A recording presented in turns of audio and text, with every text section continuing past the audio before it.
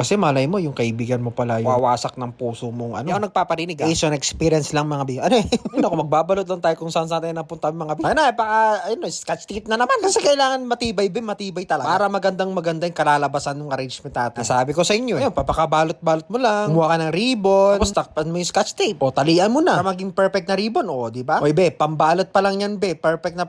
Nasabi ko sa inyo. Napakadali lang mga bi. At pwede na natin siyang lagyan ng bulaklak. O, di ba? O, ano pang hinihintay natin? Let's go. O, eto na mga bi, ang pinakahihintay natin. Ilalagay na natin yan. Yung malaking bulaklak na yan. Pero before that bunda, ay maglalagay muna tayo ng stick. So, yun, wala pa rin kaming bamboo stick. Mag-i-improvise na naman tayo ng pantusok dyan. So, binalutan ko pala ng scotch tape yung stick na yun. Tangkay lang yun ng stem mga bi. Pero kung meron kayong mga ibang kahoy, pwedeng pang suporta dyan sa bulaklak na yan, ay lagay mo na. Kasi yan lang yung available. So, kailangan natin maging resourceful mga bi. So, ilalagyan mo lang ulit ng hotglue ng ganyan. Pakadami-dami mo na. Para talagang madikit na madikit. Hindi maging chismis. Baka malaglag. Mapanis yung bulaklak. O, yan. O, di ba perfect?